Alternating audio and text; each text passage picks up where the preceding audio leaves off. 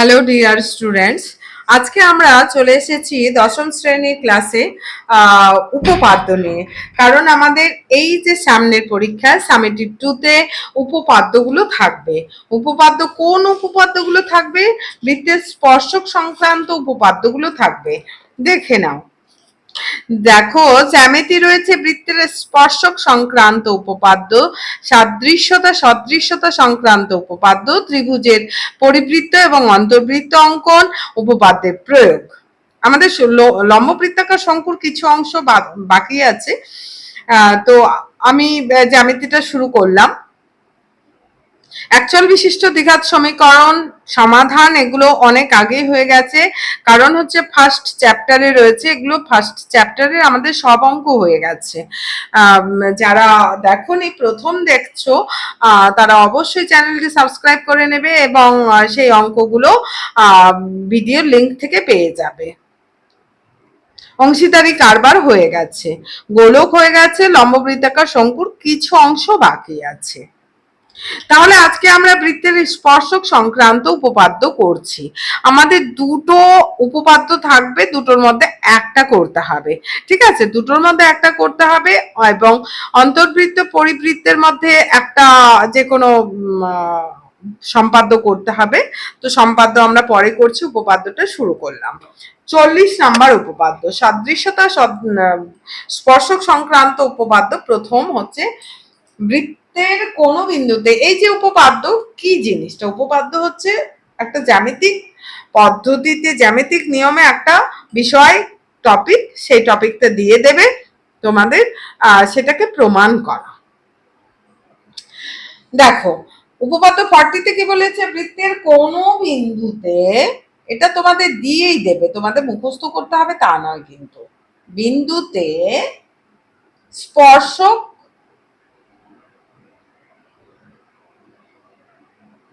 ও স্পর্শবিন্দুগামী ওই স্পর্শ বিন্দুগামী ব্যাসার্ধ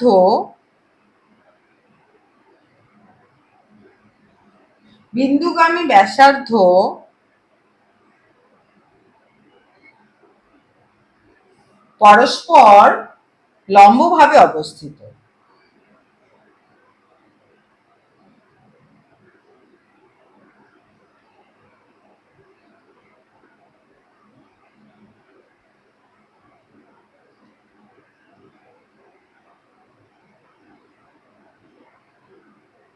ঠিক আছে, তাহলে আমাদের উপপাদ্য যেটা দেওয়া থাকবে সেটাতে দুটো অংশ রয়েছে। একটা হচ্ছে তোমাদের বলে দিবে কি করতে হবে, আর আরেকটা এটা কি করতে হবে এটা বলে দাও, এটাকে জ্ঞাত পার্ট বলা হয়। জ্ঞাত মানে জানা, তোমাকে দিয়ে দিয়েছে, জিনিসগুলো দিয়ে দিয়েছে। মনে করো রান্না করতে হবে, পোলাও রান্না করতে হবে, তোমাকে পোলাও এর জন্য যা যা সরঞ্জাম তোমাকে দিয়ে দিল, যে কিশমিশ, কাজু, চিনি, লবণ, হলুদ, চাল, এগুলো তোমাকে ঘি দিয়ে দিয়েছে। এইবার তোমাকে পোলাও রান্না করতে বলা হয়েছে। তাহলে পোলাও রান্না করতে গেলে তোমাকে সিস্টেমটা জানতে হবে, সেই সিস্টেম অনুযায়ী তোমাকে রান্নাটা যেমন করতে হবে, সেই রকম তোমার একটা অংশ বলে দিয়েছে, কোন বৃত্তের কোন বিন্দুতে স্পর্শক একটা বৃত্ত আঁকতে বলেছে এবং তাতে একটা স্পর্শক থাকবে, ওই স্পর্শ বিন্দুগামী ব্যাসার্ধ এবং একটা স্পর্শ বিন্দুগামী ব্যাসার্ধ আঁকতে বলেছে। এইবারে প্রমাণ কি করতে হবে? তারা এই যে স্পর্শক এবং স্পর্শ বিন্দুগামী ব্যাসার্ধ, তারা পরস্পর লম্ব হবে, এটাই তোমার প্রমাণ বিষয়, লম্ব হবে। তাহলে আমাদের উপপাদ্য করতে গেলে কিন্তু নাম্বারটা কিভাবে ডিভিশন হয়, ভাগ হয়, সেটা তোমাদের বলে দিচ্ছি। কারণ হচ্ছে অনেকেই আমরা দেখছি ছবি পেন দিয়ে আঁকছো, পেন দিয়ে কিন্তু ছবি আঁকবে না। আমি পেন দিয়ে আঁকছি কিন্তু আঁকবো, তোমরা কিন্তু পেন্সিল ইউজ করবে এবং ছবিটা এই কোণে ছোট্ট করে আঁকবে সেটা কিন্তু করবে না। মেইন ফোকাস হচ্ছে ছবিটা, ছবিটা দেখেই তো তুমি প্রমাণ করবে। সেই জন্য ছবিটা কিন্তু মিডিলে হবে এবং ওপরে হবে এবং সাইজে বড় হতে হবে, সুন্দর হতে হবে। তার উপর নাম্বার রয়েছে তোমাদের উপপাদ্যে 5 নাম্বার রয়েছে, 5-এর মধ্যে 1 নাম্বার কিন্তু ওই ছবিটার উপর রয়েছে। তারপর পরে অঙ্কন, শিকার, তার উপর রয়েছে আর 1 নাম্বার, অর্থাৎ 2 নাম্বার চলে গেল। এবার প্রমাণ, অনেকেই প্রমাণ করতে পারো না, তো কি হয়েছে, ছবিটা এঁকে দেবে, তাহলে কিন্তু 1টা নাম্বার পেয়ে যাবে।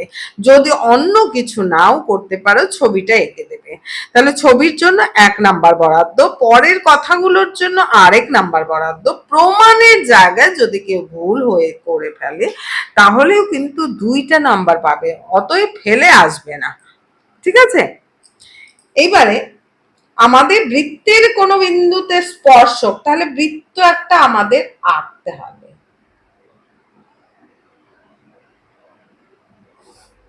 এই হচ্ছে আমাদের বৃত্ত। বৃত্তের কোন বিন্দুতে, তাহলে এটা কেন্দ্র, বৃত্তের কোন বিন্দুতে স্পর্শক, স্পর্শক যে কোনো দিকে আমরা টানতে পারি। মনে করো আমি অন্য পেজে দেখাচ্ছি, এই হচ্ছে বৃত্ত, এদিকেও করতে পারি, এদিকেও করতে পারি। স্পর্শক মানে স্পর্শ করে যাবে। দেখো আরেকটা জিনিস, একটা সরলরেখা এরকমও যেতে পারে, এভাবেও যেতে পারে, এভাবেও যেতে পারে। তাহলে দেখো এটা কিন্তু স্পর্শক নয়, এটা কিন্তু এই যে এরকম করে গেল, 2টা বিন্দুতে ছেদ করলো। বৃত্তটাকে, পরিধিকে 2টা বিন্দুতে যখন ছেদ করবে তখন তাকে স্পর্শক বলা যায় না। এটা কিন্তু টাচ করেনি, এটা কিন্তু টাচ করেনি, এটাকে স্পর্শক বলা যাবে না। এটা একটা বিন্দুতে টাচ করেছে, একটা বিন্দুতে টাচ করেছে, এটা, এইটা হচ্ছে শুধুমাত্র স্পর্শক। আর আমরা এই সাইডে স্পর্শক গুলো না ব্যবহার করে এই নিচে করব কেন, তাতে আমাদের প্রমাণ করার সুবিধে হবে। বোঝা গেল? তাহলে তাহলে আমাদের বৃত্তের কোন বিন্দুতে স্পর্শক মানে যে কোনো বিন্দুতে একটা স্পর্শক, এই বিন্দুতে একটা স্পর্শক ড্র করছি।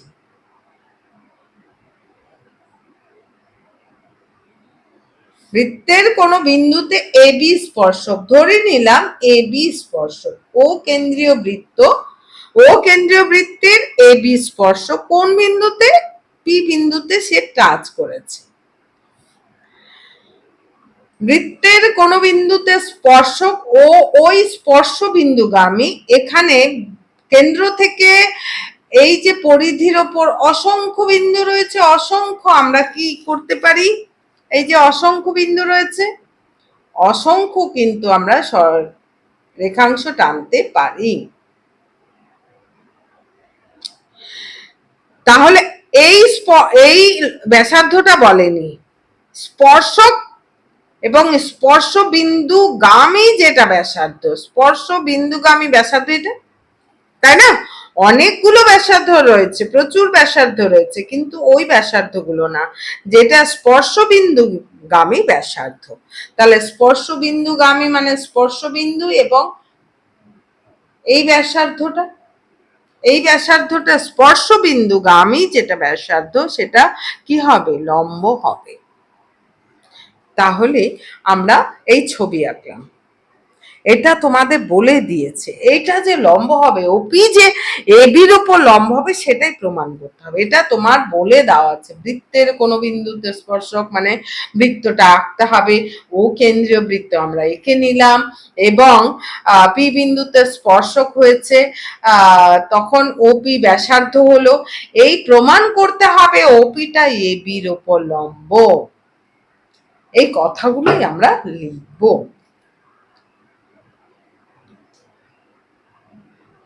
প্রদত্ত বা স্বীকার, স্বীকার, স্বীকারকেই প্রদত্ত বলা হয়। ধরা যাক একদম যে কথাগুলো বললাম সেই কথাগুলোই তোমরা খাতায় সুন্দর করে লিখবে নিজের ভাষা দিয়ে। ধরা যাক, কয়েকবার পড়লেই কিন্তু ভাষাটা রপ্ত হয়ে যাবে। ধরা যাক ও কেন্দ্রীয়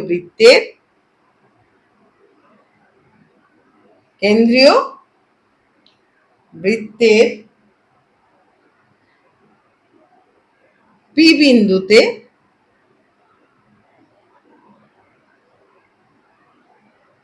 এবি স্পর্শক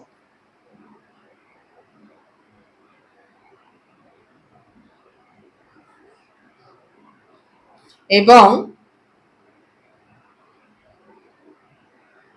ওপি হলো পি বিন্দুগামী ব্যাসার্ধ,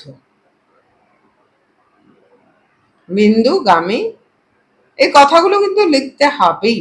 হ্যাঁ, ব্যাসার্ধ। ওপি হলো এ পি বিন্দুগামী ব্যাসার্ধ। এবার স্বীকার হলো। এবার প্রতিজ্ঞা।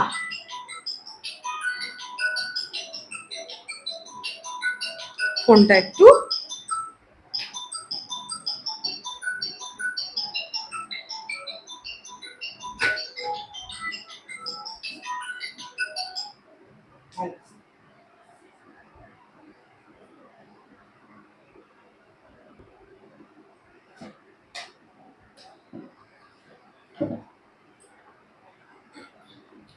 এবার প্রতিজ্ঞা কি আছে?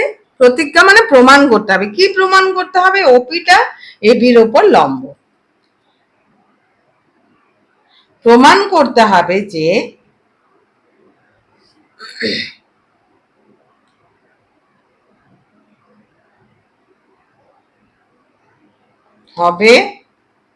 যে ওপি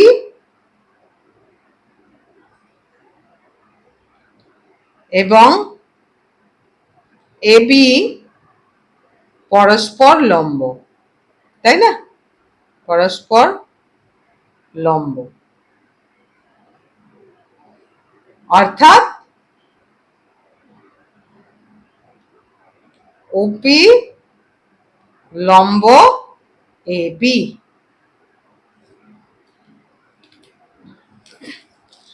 আর উপপাদ্য করার সময় তোমরা অবশ্যই এই পেজ থেকে শুরু করে এই পেজে তোমাদের শেষ হয়ে যাবে। এই পেজে শুরু করবে না। এই পেজে শুরু করলে তোমাদের উল্টে উল্টে কিন্তু উপপাদ্যটা প্রমাণ করতে হবে। সেই জন্য এই দিকে পৃষ্ঠা থেকে শুরু করবে, ঠিক আছে? এইবার আমাদের কিছু আঁকতে হবে, অঙ্কন, না হলে আমরা প্রমাণ করতে পারবো না। অঙ্কন। তাহলে অঙ্কনে আমরা কি করব? অঙ্কনে আমরা এখান থেকে অনেকগুলো সরলরেখা ড্র করা যায়, তাই না? তো অতগুলো নিয়ে আমরা প্রমাণ করলে অসুবিধা হয়ে যাবে। তো সেই জন্য আমরা একটাই ড্র করব।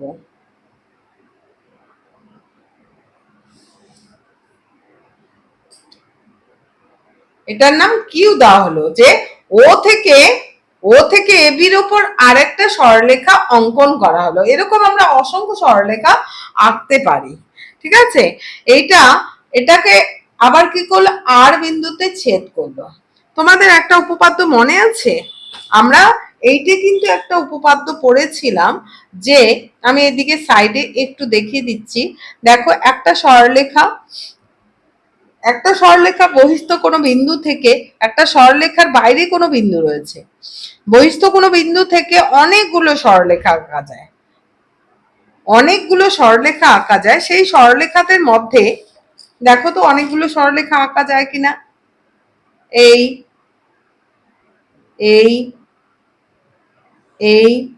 তাই না? প্রচুর আমরা সরলরেখা আঁকতে পারি, একটা বিন্দু থেকে প্রচুর সরলরেখা আঁকতে পারি। তার মধ্যে দেখো তো সবচেয়ে ক্ষুদ্রতম কোনটা? এই রেখাটা কিন্তু লম্ব ভাবে রয়েছে, খাড়া ভাবে। আর যত তেরছা ভাবে রয়েছে সেই দূরত্বগুলো অনেক অনেক বেশি। আমরা এই উপপাদ্যটা পড়েছি, যে কোন সরলরেখার বহিস্থ কোনো বিন্দু থেকে যতগুলো সরলরেখা আঁকা যায় তাদের মধ্যে ক্ষুদ্রতম দূরত্বই হচ্ছে লম্ব। ক্ষুদ্রতম দৈর্ঘ্যটাই হচ্ছে লম্ব দূরত্ব, ক্ষুদ্রতম দৈর্ঘ্যটাই হচ্ছে লম্ব দূরত্ব। অর্থাৎ এখানে যদি আমরা দেখাতে পারি যে ওপিটা ক্ষুদ্রতম, এখান থেকে ও থেকে আমরা অসংখ্য সরলরেখা আঁকতে পারি, তাই না? তার মধ্যে সবচেয়ে ক্ষুদ্রতম ওপি, তাহলে কিন্তু প্রমাণ হয়ে যাবে আমাদের, অর্থাৎ ওপিটা এবির উপর লম্ব। আমরা তাহলে কোথায় চলে গেলাম? আমরা কিন্তু এইটের উপপাদ্যে চলে গেলাম। এইটের উপপাদ্যটা যদি আমাদের মনে থাকে তাহলেই কিন্তু উপপাদ্যটাকে সহজ মনে হবে, না হলে কিন্তু কঠিন মনে হবে। তোমরা প্রতিদিনই আমরা খেয়াল করি যখন সকাল হয় তখন সূর্যটা তেরছা ভাবে থাকে, তাই না? কত রেটা আমাদের যখন ছায়া পড়ে তখন কিন্তু অনেক লম্বা ছায়া পড়ে, আর যখন আস্তে আস্তে ওপরের দিকে উঠতে থাকে অর্থাৎ সূর্য একদম দুপুরে হয় তখন কিন্তু ছায়াটা একদম আমাদের ছোট হয়ে যায়, অর্থাৎ ওইটাই হচ্ছে লম্ব দূরত্ব। অর্থাৎ একদম লম্ব ভাবে যখন থাকবে তখন সবচেয়ে ছোট ছায়া হবে আমাদের। তো এখানেও তাই। এবারে আমরা অঙ্কন, অঙ্কনে কি বলবো যে এবি স্পর্শকের উপর,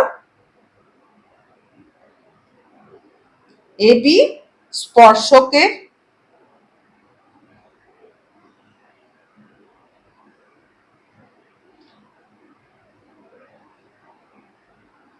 উপর অপর যে কোনো একটি বিন্দু কিউ নেওয়া হলো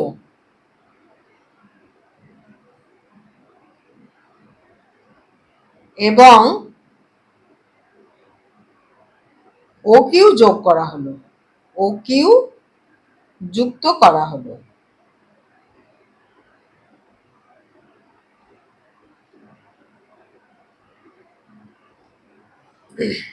এই হচ্ছে আমাদের অঙ্কন। এবার প্রমাণে চলে যাই। এবার আমাদের প্রমাণ, প্রমাণ করার সময় আমাদের এটা খুলে রাখতেই হবে, না হলে আমরা করতে পারবো না। দেখো প্রমাণে কি করব, মনে করে এটা, এই যে পেনটা, এই পেনটাকে ভেঙে দিলাম, ভেঙে দিলে কি হয়, এই ভাঙ্গা টুকরোটা কি এটার থেকে ছোট হবে? তো পেনটা এখানটায়, সেরকম এখানে দেখো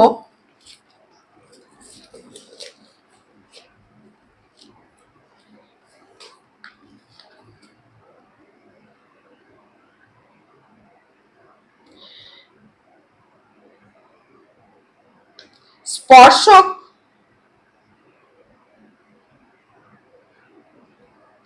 এবি এর উপর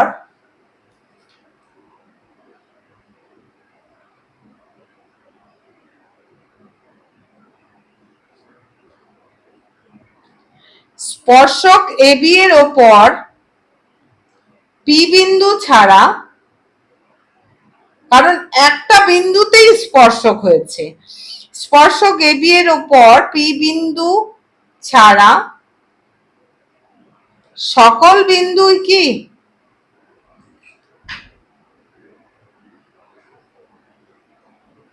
বৃত্তের বাইরে অবস্থিত?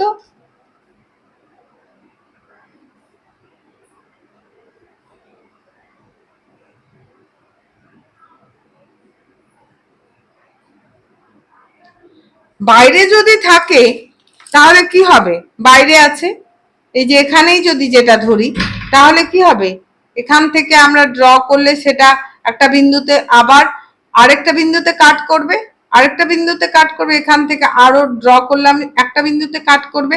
সবাই কিন্তু পি বিন্দু ছাড়া সকল বিন্দুগুলো, পি বিন্দু ছাড়া সকল বিন্দুগুলোই কিন্তু যেহেতু বৃত্তের বাইরে অবস্থিত তাহলে বৃত্তকে আরেকটা বিন্দুতে ছেদ করবে, বাইরে অবস্থিত, সুতরাং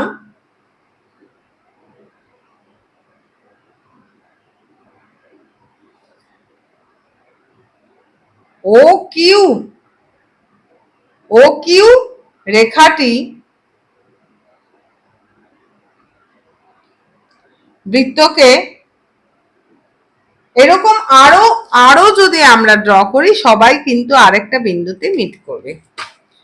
সুতরাং ও কিউ রেখাটি বৃত্তকে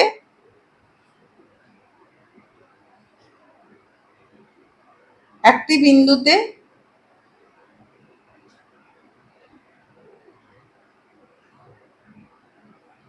ছেদ করবে।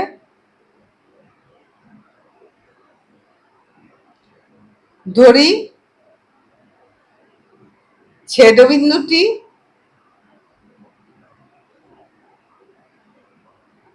বিন্দুটি হলো কি আর, আমরা আর নাম দিয়েছি। তাহলে স্পষ্টতই ও আরটা কি হবে, ও কিউ এর চেয়ে ছোট হবে। তাহলে স্পষ্টতই আমরা দেখতে পাচ্ছি, স্পষ্টতই ও আর লেস দেন ও কিউ। ও কিউটা বড়, তো ও কিউটা অনেক বড়। ও কিউ গোটাটা, এই গোটা পেনটা এখান থেকে ভেঙে দেওয়া হলো, তাহলে ভাঙ্গা অংশটা কি ছোট হবে। আবার দেখো ও আর আর ওপি কি, ও আর আর ওপি হচ্ছে বৃত্তের ব্যাসার্ধ, একই বৃত্তের ব্যাসার্ধ।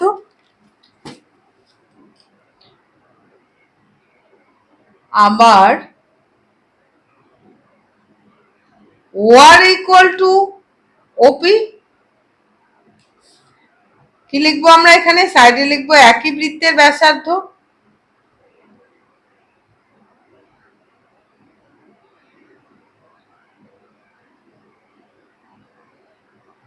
ব্যাসার্ধ, অতএব সুতরাং আমরা কি লিখতে পারি, ও আর ওপি, ওপি লেস দেন ও কিউ। সেরকম আমরা আরো যদি রেখা ড্র করি, সবার ক্ষেত্রে দেখা যাচ্ছে ওপিটা ছোট হবে।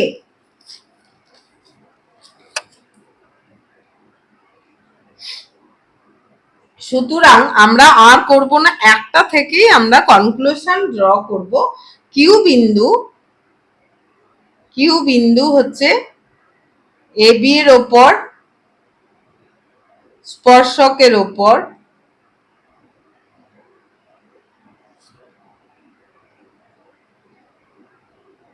যে কোনো একটি বিন্দু।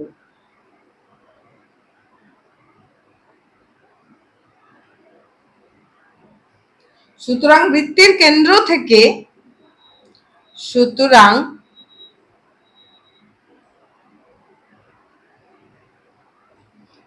বৃত্তের কেন্দ্র থেকে, এখানে একটু ভাষাটাই বেশি প্রয়োগ করতে হয়, বৃত্তের কেন্দ্র থেকে পি বাদে যতগুলো আমরা সরলরেখা বৃত্তের কেন্দ্র থেকে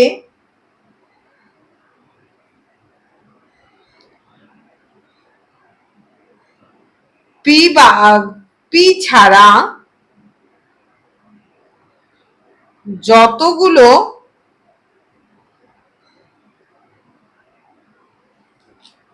সরল রেখা অঙ্কন করা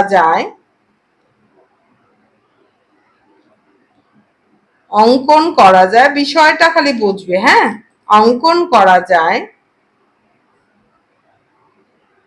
তাদের মধ্যে, মানে ও থেকে আমরা এ বির উপর পি বিন্দু ছাড়া যতগুলো সরলরেখা আঁকি না কেন, তারা কি হচ্ছে, ওপির চেয়ে বড় হচ্ছে, আর ওপি সবচেয়ে ক্ষুদ্রতম হচ্ছে। অঙ্কন করা যায় তাদের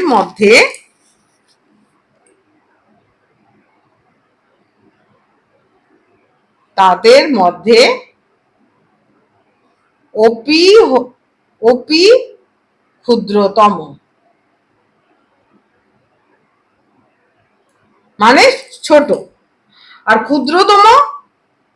আর আমরা এটের উপপাদ্য অনুযায়ী কি বলতে পারি, আর আমরা সূর্যের অবস্থানেও যেমন বুঝতে পারছি যে যখন একদম দুপুর 90 ডিগ্রি অ্যাঙ্গেলে সূর্য মাথার উপরে থাকে, তখন কিন্তু আমাদের ছায়া সবচেয়ে ছোট হয়।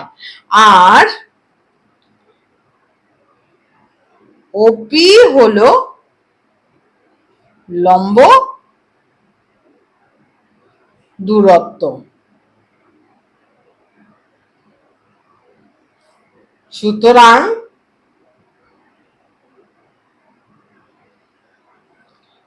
ওপি লম্ব এ বি অর্থাৎ পারপেন্ডিকুলার। এটাই আমাদের প্রমাণ বিষয়। খুব ভালো করে উপপাদ্যটা পড়বে এবং এই জায়গাটা, এটা থেকে যদি শুধু এটাকে না মনে করো তাহলে কিন্তু কঠিন মনে হবে, কিন্তু এই জায়গাটা যদি বোঝো তাহলে কিন্তু মনে হবে হ্যাঁ ওইটার উপর বেস করে কথাগুলো একটু লিখতে হবে, কিন্তু উপপাদ্যটা প্রমাণটা কিছুই নেই, শুধু কথাগুলো কেন লিখতে হবে, কারণ একটা বিন্দুকে কেন্দ্র করেই আমরা করছি, কিন্তু তোমাকে আরো অনেকগুলো বিন্দুর কথা বলতে হচ্ছে, কারণ প্রমাণ তো আর ওভাবে করা সম্ভব নয়।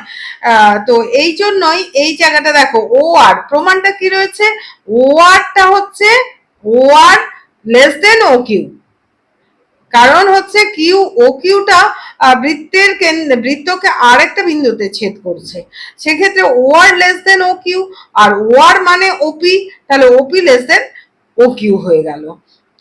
সেক্ষেত্রে এরকম যদি আমরা আরো ড্র করতাম প্রত্যেকটা ক্ষেত্রে, এই কথাটা শুধু এটা করা হয়নি কিন্তু কথা দিয়ে লেখা হয়েছে যে এর ওপর পি বিন্দু ছাড়া যদি আমরা আরো অনেকগুলো বিন্দু নিতাম সবগুলো কিন্তু বৃত্তের বাইরে থাকতো, এবং সেক্ষেত্রে সমস্ত সেগুলোর থেকে ওপিটাই সবার চেয়ে ছোট হতো, সেই ছোট দূরত্ব, ক্ষুদ্রতম দূরত্বই হচ্ছে লম্ব দূরত্ব, আমরা সেটা এটির উপপাদ্যে পড়েছি, এটা লেখার দরকার নেই, সেই জন্য এই ভাষাটুকু আমাদের লিখতে হচ্ছে, তাদের মধ্যে ওপি হচ্ছে ক্ষুদ্রতম আর সেটাই হচ্ছে লম্ব দূরত্ব। সুতরাং ওপি লম্ব এবি খুব সুন্দর করে ভালো করে করবে উপপাদ্যগুলো। উপপাদ্যটা বেশ এক ভালো মতো বুঝে গেলে অনেকটা ভাষা তোমরা নিজেরাই লিখতে পারবে, ভাষা নিয়ে যে এত কিছু লিখতে হচ্ছে সেটা কোনো চিন্তার বিষয় না, বোঝাটাই হচ্ছে আসল চিন্তার বিষয়, আর ছবিটা অবশ্যই এখানে ফোকাসে থাকবে।